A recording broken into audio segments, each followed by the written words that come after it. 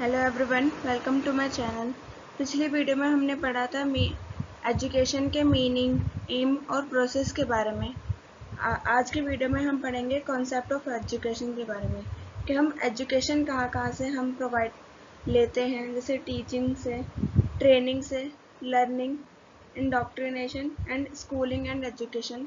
इन topics के बारे में हम इस वीडियो में पढ़ेंगे। तो let's start. Firstly, teaching. Teaching is the process of imparting knowledge, skills and value to others. जो हमें टीचर्स हमें पढ़ाते हैं वो एक प्रोसेस होता है हमारे अंदर नॉलेज इम्पार्ट करने का, स्किल्स डेवलप करने का और एक वैल्यू प्रोवाइड करने का। It involves the sharing of information and ideas to facilitate learning and understanding. इसमें हम इंफॉर्मेशन को शेयर करते हैं, आइडियाज़ शेयर करते हैं, लर्निंग को हमारी बढ़ाने के लिए और अंडरस्टैंडिंग को बढ़ाने के लिए। Effective teaching involves the use of appropriate methods and strategies to engage learners, facilitate their learning and help them achieve their learning goals. अब टीचिंग इफेक्टिव कैसे बन सकती है? यूजिंग ऑफ अप्रोप्रिएट मेथड्स के थ्रू, स्ट्रेटजीज बना के जिससे learners engage हों, लर्निंग फैसिलिटेट करके और उनके लर्निंग गोल को अचीव करवा के। Good teaching is essential for the development of individuals and society as it helps to foster critical thinking, creativity and innovation. अब good teaching is essential because it develop the individuals, society को भी develop करता है और ये also help करता है critical thinking को बढ़ाने में, creativity को develop करने में और innovation को develop करने में। Essential elements for teaching: having deep and fluent knowledge and flexible understanding of the content you are teaching.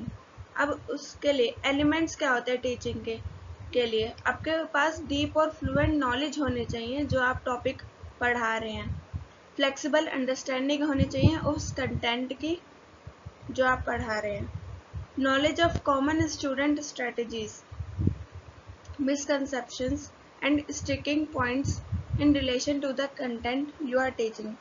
जो भी आप पढ़ा रहे हैं उसके एक कॉमन स्टूडेंट के साथ स्ट्रेटजीज बनानी चाहिए कि आप उनको किस तरह से, क्योंकि हर एक बच्चे को अलग अलग तरीके से हम नहीं समझा सकते, तो एक कॉमन स्ट्रेटजी बनानी पड़ती है कि किस तरह से उनके अंदर नॉलेज इम्पार्ट करी जाएगी जिससे मिसकंसेप्शन ना हो। क्रिएटिंग अ सपोर्टिव एनवायरनमेंट, उनके लिए एक सपोर्टिव एनवायरनमेंट बनाना चाहिए। Promoting a positive climate of student relationships characterized by the respect, trust, cooperation and care. Supportive environment कैसे promote कर सकते हैं हम? उनको respect देके, trust करके, develop करा के, cooperate करके उनके साथ with care. Creating a climate of high expectations with high challenge and high trust, so learners feel it is okay to have a go. Means उनके बीच में एक चैलेंज रखना चाहिए कि जैसे क्लास में होता है ना, बच्चे एक चैलेंज बनाते हैं कि मुझे इससे ज़्यादा मार्क्स लाने हैं या मुझे इस तरह से अपना गोल अचीव करना है, उनको वो एक तरह से इंटरेस्ट डेवलप करता है। इसी तरह से हमें उन्हें सपोर्टिव एनवायरनमेंट प्रोवाइड करना चाहिए। स्टूडेंट्स को टास्क प्रोवाइड करने चाहिए, लर्निंग टास्क या मैचिंग टास्क, जिससे उनके हार्ड थिंकिंग हो, एंड नीड्स एंड रीडीनेस, उनकी रीडीनेस भी बढ़ानी चाहिए to make text accessible to all. Concept of training. Training refers to the process of learning and developing skills, knowledge और abilities. अब हम समझेंगे ट्रेनिंग क्या होता है। It is refers to the process of learning, ये एक प्रोसेस होता है लर्निंग डेवलप करने का एंड स्किल्स डेवलप करने का, नॉलेज और एबिलिटीज़ को भी। Through training efforts are made to modify और upgrade human basic tendencies and to give them a certain direction. हम ट्रेनिंग क्यों प्रोवाइड कराते हैं? ताकि उनकी अच्छे से पर्सनैलिटी डेवलपमेंट हो और एक उनके अंदर एक ओपिनियन, वो एक अपना अलग से ओपिनियन बना सके कि वो एजुकेशन भी क्यों ले रहे हैं, तो उसमें ट्रेनिंग हेल्प करती है उनकी.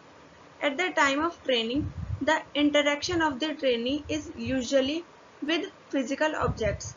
अब ट्रेनिंग ये नहीं कि ऐसे हम करवा रहे हैं, उनको एक फिजिकल ऑब्जेक्ट्स के थ्रू ट्रेनी और ट्रेनर के बीच इंटरेक्शन होना चाहिए.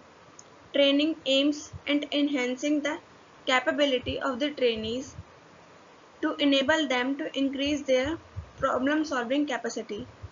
Training का objective क्या होता है? उनकी capability को enhance करना, to enable them to increase their, जिससे उनकी problem solving capacity increase हो सके. Training helps in putting theory into practice, such as knowledge of nutrition to be used in providing services to malnourished children or women. जैसे theory को practical life में apply किया जाता है, ऐसे ही knowledge को भी चिल्ड्रन के malnourished मीन्स उनके ग्रोथ के लिए यूज किया जा सके, उनको इस तरह से सर्विसेज प्रोवाइड की जा सके. As we also discuss about this, that education is not education is not limited, it is unlimited. ऐसे ही learning is not confined to a specific period or range. It is a lifelong process that continues throughout an individual's life. Factors affecting the process of learning. Those who are excellent in academic performance have no difficulty in mastering schoolwork. However, some students are unable to do it due to intellectual disability. अब हम इसमें हम पढ़ेंगे कि learning जब हम करते हैं तो उसके बीच में क्या क्या फैक्टर्स हमें अफेक्ट करते हैं. तो फर्स्ट, हु आर एक्सीलेंट, जो पढ़ने में अच्छे हैं उनको इतनी डिफिकल्टी नहीं होती स्कूल वर्क में पढ़ने में. बट जो इंटेलेक्चुअल डिसेबिलिटी जिन बच्चों को होती है, वो that students are enable to do the learning. Environmental factors are an important factor in the teacher-student learning process.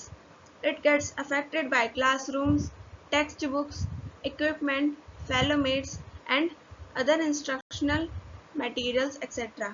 अब जो बच्चे अपने घर से क्लासरूम तक नहीं पहुंच पाते एनवायरमेंटल फैक्टर्स की वजह से, वो क्लासरूम नहीं जा सकते, टेक्स्ट बुक्स नहीं पढ़ सकते, इक्विपमेंट नहीं देख सकते और फेलो मेट्स के साथ बैठ नहीं सकते, तो उनके लिए ये एक इम्पॉर्टेंट फैक्टर है जो अफेक्ट करता है उनके लर्निंग में.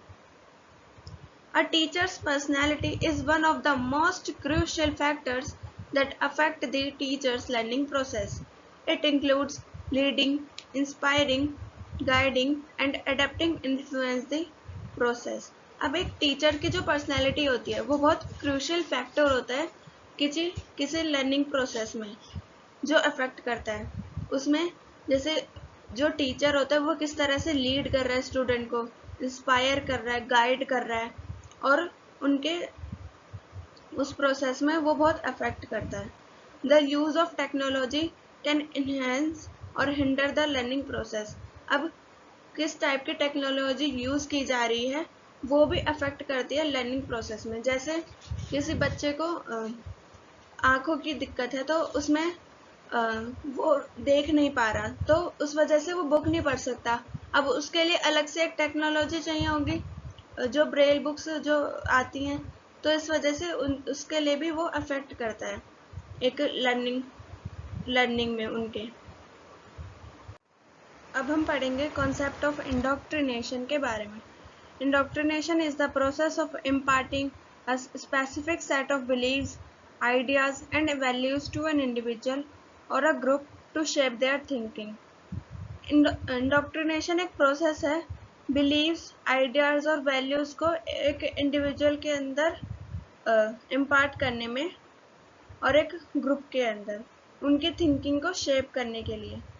Indoctrination often aims to influence not only what individuals believe but also their identity, values and behavior. Indoctrination का एम सिर्फ यही नहीं होता कि उनको इन्फ्लुएंस करना है या इंडिविजुअल्स को बिलीव दिलाना है, बट ये भी होता है कि एक आइडेंटिटी, वैल्यूज, बिहेवियर जो एक पर्सन के अंदर है वो दूसरे पर्सन के अंदर भी डालना। Indoctrination is associated with the idea of imparting specific beliefs or values to students in a way that discourages critical thinking, open inquiry, and the exploration of alternative perspectives. इसका मतलब ये है कि जैसे हमारे घर में होता था ना बचपन में कि पेरेंट्स बोलते थे कि आप बाहर मत जाना, कोई बाबा उठा के ले जाएगा, या कुछ और जैसे चील उठा के ले जाएगी, और उस पर हम क्वेश्चन नहीं करते थे, हम सीधा मान लेते थे। कमेंट में बताना कि आप और को आपके किस किस ने पेरेंट्स ने बोला होगा आपको कि आपको कुछ हो जाएगा। ओके, तो ऐसे इस वजह से तो उस पर ना कोई क्वेश्चन नहीं कर सकते थे, तो इससे डिस्करेज भी, क्रिटिकल थिंकिंग भी डिस्करेज हो जाती थी और हम ओपन इंक्वायरी कर भी नहीं सकते थे। एंड जो हम अपने पर्सपेक्टिव डिफरेंट तरीके से पर्सपेक्टिव बना लेते हैं, बट हम उस बिलीव को भी जो भी हमारे पेरेंट्स बता रहे या और कोई बता रहे थे तो उनको हम बिलीव कर लेते हैं, हम उस पर कुछ क्वेश्चन नहीं करते। Education and indoctrination. Education. The main objective is to foster critical thinking and the acquisition of knowledge and skills. Indoctrination. It is to instill specific beliefs, values or ideologies in individuals. As we learned that जो education होता है उस हम education provide करते हैं critical thinking को foster करने में, knowledge को acquire करने में, but indoctrination में क्या होता है, हमें फोर्स किया जाता है उस बिलीव्स, वैल्यूज और आइडियाज को इम्पार्ट करने में। हमें मतलब हम उस पर कुछ इंक्वायरी नहीं कर सकते। It emphasises the development of critical thinking skills. ये एजुकेशन में हम क्रिटिकल थिंकिंग स्किल्स को डेवलप करने में एम्फसाइज करते हैं, बट इंडोक्ट्रिनेशन में इसमें हमें डिस्करेजमेंट मिलती है क्रिटिकल थिंकिंग को डेवलप करने में। हम इंडिपेंडेंटली वो इंक्वायरी नहीं कर सकते। It reflects a positive connection and involves distributing knowledge among students. इसमें हमारा पॉजिटिव कनेक्शन बनता है एजुकेशन लेने पर, और नॉलेज डिस्ट्रीब्यूट करते हैं हम among students. But in indoctrination it reflects a negative connection in the distribution of beliefs. Means जो बिलीव्स सच नहीं हैं हमें उन पर बिलीव करना पड़ता है, जो भी फैक्ट्स सच नहीं हैं, तो इस वजह से नेगेटिव कनेक्शन बनता है। Formal education occurs in a proper classroom setting under the supervision of qualified and trained teachers and educators.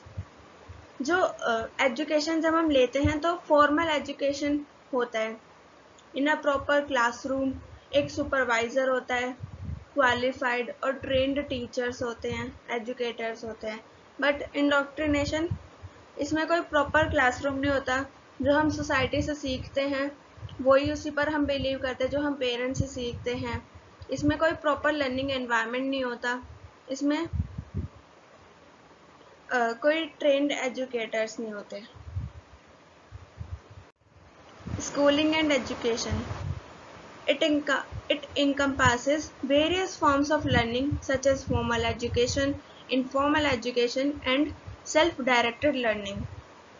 अब एजुकेशन में क्या होता है, इसके डिफरेंट फॉर्म्स होते हैं कि फॉर्मल एजुकेशन, हम फॉर्मली जो क्लासरूम में एजुकेशन लेते हैं, इनफॉर्मल और सेल्फ डायरेक्टेड लर्निंग मीन्स जो हम खुद से घर बैठे पढ़ाई करते हैं।